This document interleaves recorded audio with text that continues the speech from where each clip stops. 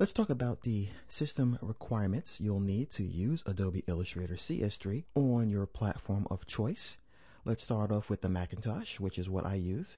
First of all, you're going to need a PowerPC G4 or a G5, or you could use the brand new multi-core Intel processor. You also have to have a minimum of Macintosh operating system 10.4.8. As far as RAM, or the thinking power of your computer, the minimum is 512 megabytes of RAM. Of course, more is better.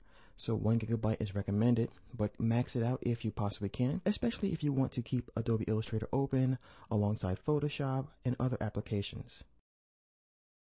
As far as the hard drive space, you should have 2.5 gigabytes available on your computer. And today's systems usually have so much hard drive space that it's not even possible to imagine not having 2.5 gigabytes. The latest systems have terabytes now as far as adding more hard drives.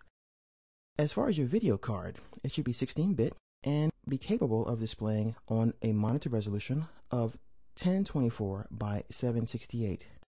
You should have a DVD-ROM drive to install the application, and you should have QuickTime 7 or later for the multimedia features.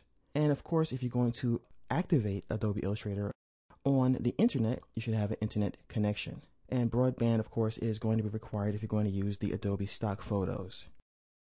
Now let's take a look at the requirements to use Adobe Illustrator on a Windows PC. You have to have the Intel Pentium 4, the Intel Centrino, the Intel Xeon, or the Intel Core Duo or compatible. You should be using Microsoft Windows XP Service Pack 2, Windows Vista Home Premium, Business, Ultimate, or Enterprise.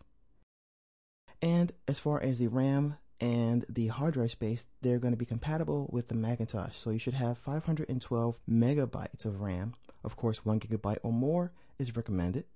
You should have 2 gigabytes available to install the application. And the same requirements as far as the video card, 16-bit with 1024 by 768 resolution.